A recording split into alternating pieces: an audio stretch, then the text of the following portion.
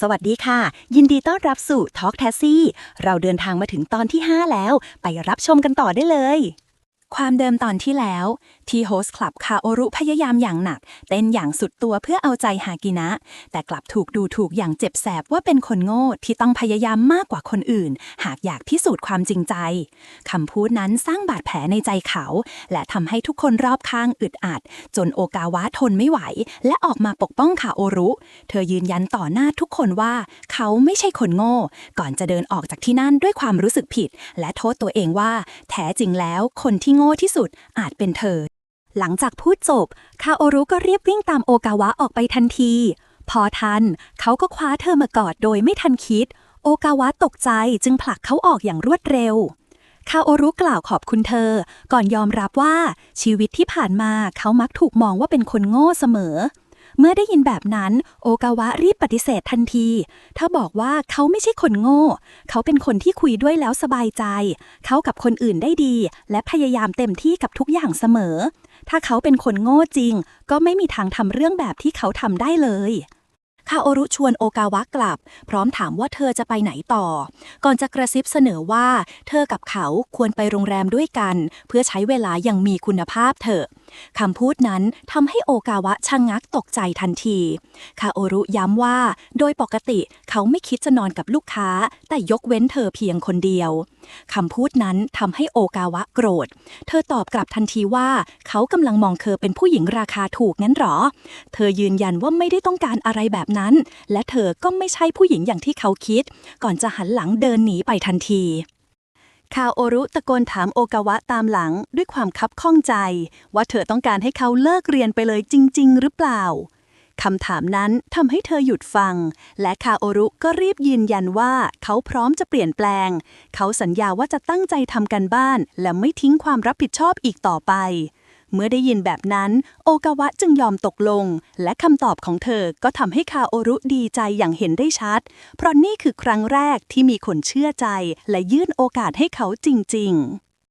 ด้านคาวาฮาระเขาแอบมารอเจอโอกาวะที่หน้าบ้านแต่พอเห็นเธอกลับมาก็รีบหลบเพื่อไม่ให้ถูกจับได้จากนั้นเขาโทรหาเธอเหมือนไม่มีอะไรเกิดขึ้นชวนไปดูสถานที่จัดงานแต่งงานตามแผนที่คุยกันไว้แต่โอกาวะยังปฏิเสธเหมือนเดิมโดยอ้างว่ายังไม่ว่างเพราะต้องช่วยงานปฐมนิเทศของโรงเรียนถึงจะรู้สึกผิดปกติและเริ่มเอะใจว่าเธอกำลังถอยห่างแต่คาวาฮาระก็ยังฝืนทำเป็นปกติเมื่อคาโอรุกลับมาที่โฮสต์คลับเขาถูกตำหนิทันทีเรื่องที่ทิ้งให้อากินะอยู่คนเดียวกลางงานโดยไม่รับผิดชอบแต่ยังไม่ทันได้อธิบายอะไรประธานบริษัทก็เรียกทุกคนมารวมตัวและประกาศกติกาครบรอบประจำปีของคลับปีนี้ผู้ที่ทำยอดอันดับหนึ่งจะได้รับรางวัลเงินสดถึง3 ล้านเยนทำให้โฮสต์ทุกคนตื่นตัวการแข่งขันเริ่มเดือดขึ้นทันทีทั้งฝั่งโอกาวะบรรยากาศที่โรงเรียนก็ค่อยๆดีขึ้นนักเรียนเริ่มเปิดใจและยอมรับเธอมากขึ้นแม้แต่นัตสึกิที่เคยมีปัญหากับเธอก็เริ่มกลับมาสดใสร่าเริงเหมือนเดิมทำให้โอกาวะเริ่มรู้สึกว่าความพยายามของเธอไม่ได้สูญเปล่า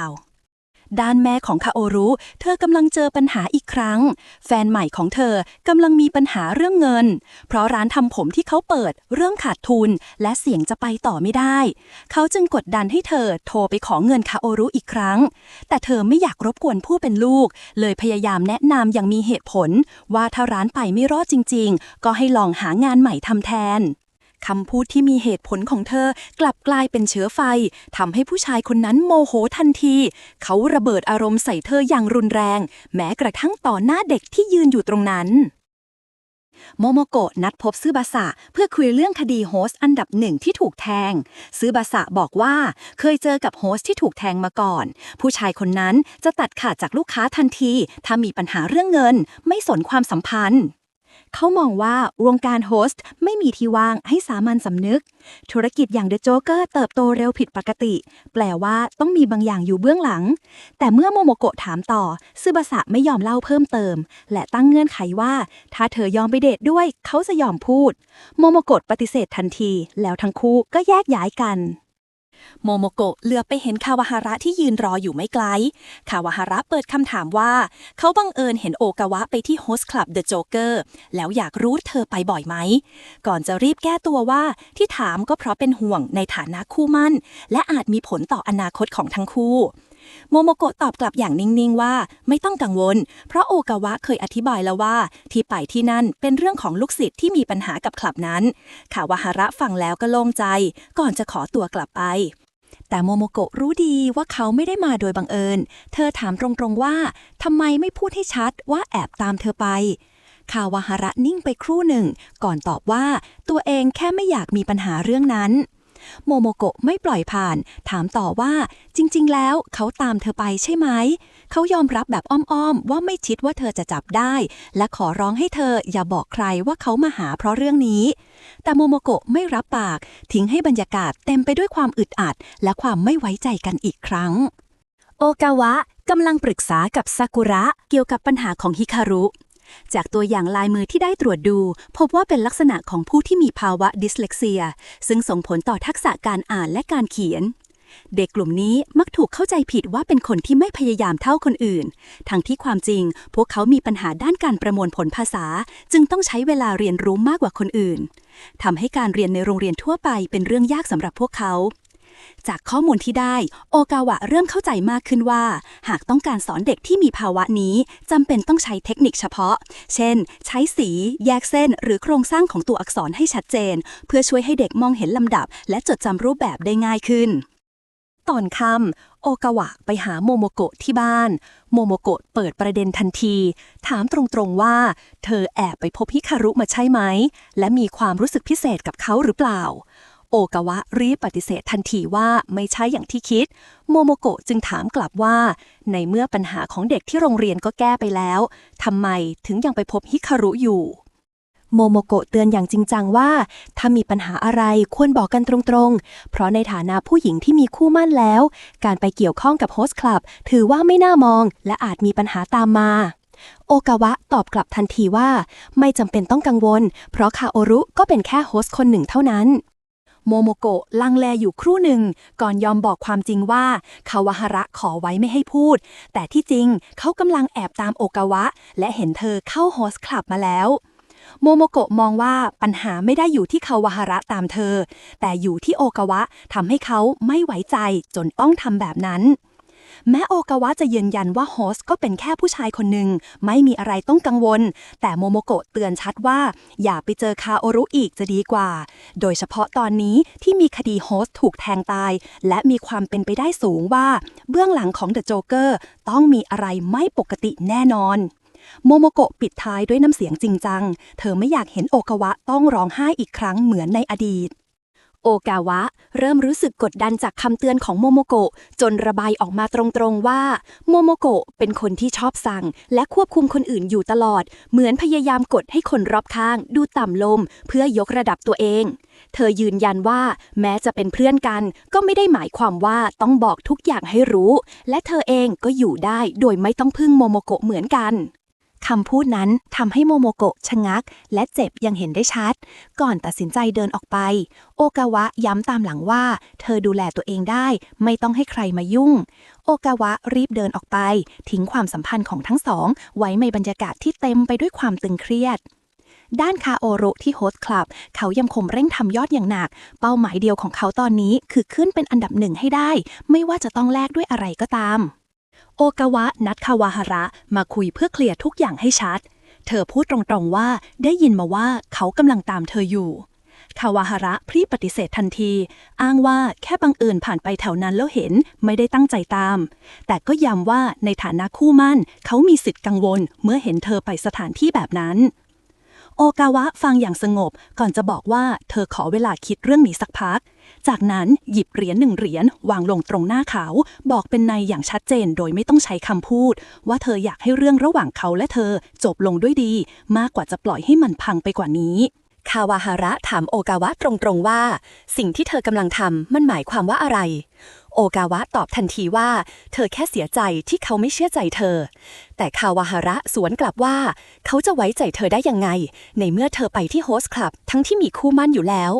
ก่อนจะถามตรงๆว่าเธอชอบโฮสต์ที่ชื่อคาโอรุใช่ไหมเพราะได้ยินเธอถามถึงผู้ชายคนนั้นหลายครั้ง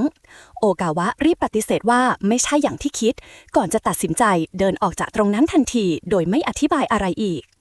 โอกาวะไม่ปล่อยให้ตัวเองฟุ้งซ่านเธอกลับไปตั้งใจศึกษาข้อมูลเกี่ยวกับภาวะดิสเลกเซียอย่างจริงจังเพื่อเตรียมทำสื่อสอนให้ฮิคารุอ่านและเขียนได้ง่ายขึ้น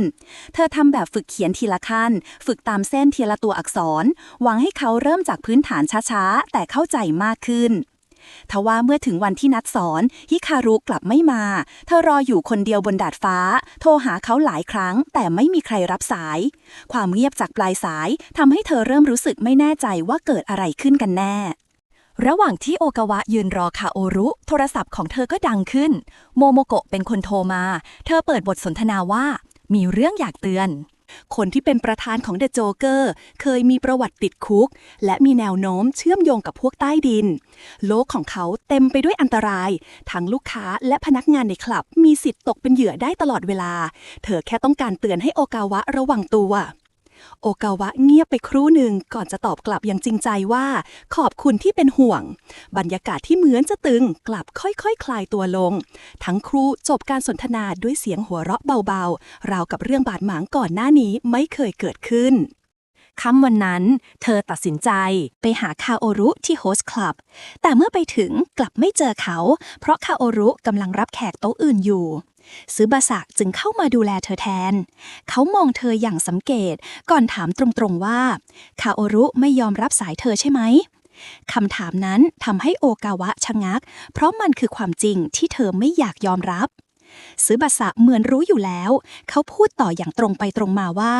นี่เป็นวิธีของคาโอรุตัดการติดต่อปล่อยให้ลูกค้ากังวลแล้วสุดท้ายต้องเป็นฝ่ายตามเขามาเอง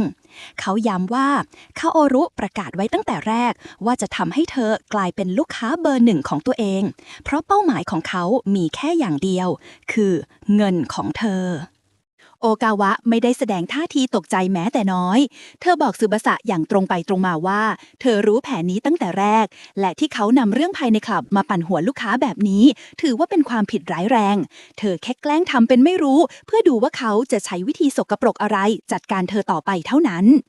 แต่ซึบาสะบอกกับเธอว่าเขามองออกว่าเธอกำลังโกรธเพราะรู้ตัวว่าถูกหลอกเธอจึงประชดเขาด้วยการทำทีเหมือนไม่แคร์และยอมเปิดบิลสั่งเครื่องดื่มตามใจคาโอรุเต็มที่ท่ามกลางบรรยากาศดึงดันกันอย่างเงียบๆพนักงานบริการแอบมากระซิบกับคาโอรุว่าหากโอกาวะยอมสั่งเพิ่มอีก 500,000 เยนเขาจะทำยอดขึ้นเป็นอันดับหนึ่งของร้านได้ทันทีไม่นานหลังจากนั้นคลับประกาศอันดับรายได้ประจำเดือนทุกคนในร้านจับตารอฟังอย่างตื่นเต้นอันดับ3คือฮิโรโตะทำรายได้12 ล้านเยนส่วนคาโอรุที่ทุกคนคาดว่าจะได้อันดับ1กลับต้องผิดหวังเมื่อผลออกมาว่าเขาได้อันดับ2ทำยอดขาย 15.5 ล้านเยนและเช่นเดิมอันดับ1ยังคงเป็นของซึบาสะด้วยยอด16 ล้านเยนครองตำแหน่งแชมป์ต่อเนื่องเป็นเดือนที่6โอกาวะเห็นชัดว่าคาโอรุผิดหวังเธอจึงขอตัวกลับทันทีโดยไม่พูดอะไรเพิ่มเติมถึงเวลาเช็คบิลโอกาวะก็มองตัวเลขบนกระดาษราคาแบบผ่านๆแล้วคิดว่ายอดประมาณ 50,000 เยนแต่พอเธอมองดีๆอีกครั้งก็ต้องชะงักเพราะตัวเลขจริงคือ 500,000 เยนไม่ใช่ 50,000 เยนอย่างที่เข้าใจตอนแรกคาโอรุรีบแก้ตัวทันทีว่าเธอเป็นคนบอกให้เขาสั่งอะไรก็ได้เองโอกาวะจึงพูดเหน็บกลับสั้นๆว่าสุดท้ายลึกๆแล้วเขาก็คือแก่นที่แท้จริงของโฮสต์นี่เองเธอเดินออกจากคลับด้วยความผิดหวังคาโอรุเรียบตามออกไป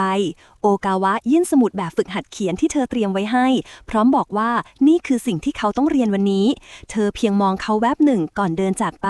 ปล่อยให้คาโอรุยืนนิ่งอยู่ตรงนั้นอย่างทำอะไรไม่ถูกระหว่างเดินตรวจความเรียบร้อยในโรงเรียนโอกาวะเผลอสะดุดล้มไปชนซากุระโดยไม่ตั้งใจก่อนหน้านี้ท่าทีของเขาทำให้เธอเข้าใจว่าอาจรู้สึกเกินกว่าเพื่อนแต่ซากุระรีบชี้แจงว่าไม่ใช่อย่างที่คิดเขาแค่อยากสนิทกับเธอในฐานะเพื่อนเท่านั้นจากนั้นเขาจึงตัดสินใจเปิดใจยอมรับความจริงว่าเขาไม่ได้ชอบผู้หญิงโอกาวะถึงจะประหลาดใจแต่ก็เข้าใจและยอมรับว่าความรักมีหลายรูปแบบการคุยกันครั้งนี้ทำให้ทั้งสองเริ่มไว้ใจกันมากขึ้นประธานเดินมาหาคาโอรุถึงห้องพักเขามองสภาพห้องแคบๆแล้วบอกตรงๆว่าคาโอรุน่าจะย้ายออกไปอยู่คนเดียวได้แล้วแต่คาโอรุยืนยันว่าต้องการคว้าอันดับ1ให้ได้ก่อนถึงจะย้าย ประธานจึงพูดอย่างไม่อ้อมค้อมว่าด้วยสไตล์การทำงานที่ยังสะเพร่าแบบนี้คาโอรุไม่มีทางขึ้นเป็นที่หนึ่งได้เขายอมรับว่าการพาครูอย่างโอกาวะเข้ามาในคลับได้ถือว่าเป็นผลงานที่ดีแต่การบีบให้ลูกค้าจ่ายครั้งแรกถึง 500,000 เยนเป็นความผิดพลาดเพราะจะยิ่งทำให้เธอกลัวและถอยหนีมากกว่าเข้าหาเขาย้ำว่าคุณสมบัติของโฮสต์ที่ดีคือต้องไม่ทำให้ลูกค้ารู้สึกเสียใจกับเงินที่ใช้ไปพร้อมทิ้งท้ายว่าคาโอรุยังไม่พร้อมจะเป็นอันดับหนึ่งของคลับแล้วจึงเดินออกจากห้องไปคาโอรุที่กำลังอารมณ์เสียอารมณ์ยิ่งขุ่นเมื่อแม่โทรตามไม่หยุดสายตาเลยไปเห็นสมุดแบบฝึกเขียนที่โอกาวะให้มาด้านในมีตัวอักษรชื่อของเขาถูกเขียนอย่างตั้งใจพร้อมกระดาษโน้ตสั้นๆที่บอกให้เริ่มจากเขียนชื่อของเขาก่อนเลยความตั้งใจของโอกาวะทำให้เขาหยุดคิดและยอมรับกับตัวเองว่าเป็นเขาเองที่ทำให้ทุกอย่างพังไม่ใช่คนอื่นโอกาวะกลับมาถึงบ้านและเห็นรองเท้าผู้ชายวางอยู่หน้าประตูเธอเดาได้ทันทีว่าเป็นของคาวาฮาระแม้ยังไม่ได้ถามอะไรแต่บรรยากาศก็ชัดเจนว่าเขามารอเธอคาวาฮาระทำเหมือนมาอย่างเป็นกันเองและไม่มีอะไรเกิดขึ้นเขาบอกว่าเพียงแค่แวะเอาของฝากมาส่งแล้วเตรียมจะกลับไปแต่พ่อของโอกาวะกลับต้องการให้ทั้งสองคนคุยกันก่อนคำพูดของพ่อกดดันจนเหมือนมัดมือชกเธอแม้ไม่ต้องการก็ไม่สามารถปฏิเสธได้ก่อนกลับคาวาฮาระย้ำกับโอกาวะอย่างหนักแน่นว่าเขาจะไม่ยกเลิกการแต่งงานเด็ดขาดแม้โอกาวะพยายามปฏิเสธและรักษาระยะห่างแต่เขากลับพยายามโน้มน้าวด้วยความเชื่อมั่นว่าความรู้สึกของเธอจะต้องเหมือนกับเขาดึงเธอเข้ามากอดและพยายามจูบแต่โอกาวะเบี่ยงตัวหลบอย่างชัดเจนจังหวะนั้นแม่ของเธอเห็นเข้าพอดีก่อนที่คาวาฮาระจะรีบพูดตัดบทว่าพวกเขาควรเริ่มมองหาบ้านสำหรับใช้ชีวิตหลังแต่งงานได้แล้วคำพูดนั้นยิ่งทำให้โอกาวะรู้สึกสับสนและอึดอัดใจมากขึ้นหลังออกจากบ้านโอกาวะได้ไม่นานคาวาฮาระรีบโทรหาผู้หญิงที่เขามีความสัมพันธ์ด้วยทันทีเพื่อบอกเลิกอย่างรวดเร็วการกระทำครั้งนี้ดูเหมือนการยืนยันว่าเขากำลังจริงจังและต้องการผูกมัดกับโอกาวะไว้หลังจากโอกาวะกลับเข้าบ้านพ่อถามทันทีว่าทั้งคู่ทะเลาะกันมาหรือเปล่าแม่ของเธอรีบตอบแทนว่าเป็นไปไม่ได้เพราะเพิ่งมั่นกันจะมีเรื่องทะเลาะกันได้ยังไงแต่พ่อกลับพูดตัดบทอย่างเย็นชาบอกว่าเขาไม่ได้ถามแม่สักหน่อยทำให้แม่เดินหลบออกไปทันทีโอกาวะบอกพ่อว่าไม่ได้ทะเลาะกันแต่ยอมรับตรงๆว่าเธอไม่มั่นใจกับเรื่องการแต่งงานและคาวาฮาระก็รู้เรื่องนี้แล้วพ่อหัวเราะเบาๆก่อนตอบว่าก่อนจะแต่งงานใครๆก็ต้องรู้สึกสับสนทั้งนั้นเขาพูดเสริมอย่างมีนัยว่ายิ่งพยายามพิสูจน์ว่าตัวเองมีความสุขก็ยิ่งแปลว่ามันไม่ใช่ความสุขจริงก่อนที่เขาจะหันมามองเธอพร้อมพูดทิ้งท้ายว่าเธอเป็นคนโชคดีมากที่ได้คาวาฮาระอีกด้านหนึ่งคาโอรุเดินทางไปที่ร้านตัดผมของแม่ของเขาดูร้อนรนและกังวลเพราะคิดว่าลูกชายคงรู้แล้วว่าเธอโกหกเรื่องเงินที่ขอยืมไปก่อนที่แฟนใหม่ของแม่จะเข้ามาแทรกและบอกอย่างมั่นใจว่าเขาจะเป็นคนจัดการเรื่องทั้งหมดเองแฟนใหม่ของแม่เดินตรงเข้าไปหาคาโอรุที่นั่งรออยู่ทว่าไม่ทันที่เขาจะพูดอะไรคาโอรุก็เอ่ยขึ้นก่อนอย่างชัดเจนว่าเลิกบังคับให้แม่มาขอยืมเงินจากเขาสักทีเพราะแม่เป็นคนโกหกไม่เก่งและเขาไม่อยากเห็นเธอลำบากใจอีกชายคนนั้นกลับไม่ใส่ใจเขายื่นข้อเสนอหน้าตาเฉยขอยืมเงินจากคาโอรุเป็นจำนวน3 ล้านเยนอ้างว่าจะเป็นครั้งสุดท้ายแต่คาโอรุรับรู้ทันทีว่าเป็นเพียงคำโกหกที่ฟังดูเหมือนเรื่องง่ายๆชายคนนั้นยังพูดเรื่อยเปื่อยว่ามีผู้หญิงมากมายยอมจ่ายเงินให้คาโอรุอย่างเต็มใจและถ้าเขายังหนุ่มกว่านี้ก็คงไปเป็นโฮสต์เหมือนเขาแล้วพร้อมเหยียดหยามว่าผู้หญิงที่ยอมจ่ายเงินให้โฮสต์เป็นพวกโง่ที่เสพติดความสุขชั่วคราวจากการใช้เงิน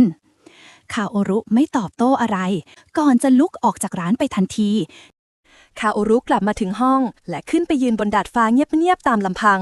ก่อนตัดสินใจโทรหาโอกาวะให้ออกมาพบกันที่เดิมเมื่อเธอมาถึงเขาถามทันทีว่าทำไมยังกล้ามาหาเขาทั้งที่เขาเพิ่งให้เธอจ่ายเงินถึง 500,000 เยนโอกาวะตอบเรียบๆว่าเธอไม่ได้ถูกบังคับเพราะเธอเป็นคนพูดเองว่าเขาจะสั่งอะไรก็ได้ คาโอรุยืนนิ่งไปครู่หนึ่งสีหน้าเคร่งตึงก่อนยื่นซองเงินให้เธอภายในมีเงิน 520,000 เยนเขาบอกว่าเป็นเงินที่คืนให้และอยากจบเรื่องทั้งหมดโอกาวะไม่รับแต่เขาบังคับยัดซองใส่มือเธอคาโอรุพูดอย่างชัดเจนว่าอยากตัดความสัมพันธ์ตั้งแต่ตรงนี้เพราะการอยู่กับเธอทำให้เขารู้สึกเหนื่อยและเขาไม่สมควรได้รับสิ่งใดจากเธออีกเขาบอกว่าตัวเองไปต่อไม่ไหวแล้วก่อนตัดบทด้วยคำบอกลาหัวใจของเขาเริ่มสั่นไหวแต่ความสัมพันธ์กลับซับซ้อนขึ้นกว่าเดิมโปรดติดตามตอนต่อไปอย่าลืมกดไลค์กดแชร์และกด Subscribe เพื่อไม่พลาดตอนหน้า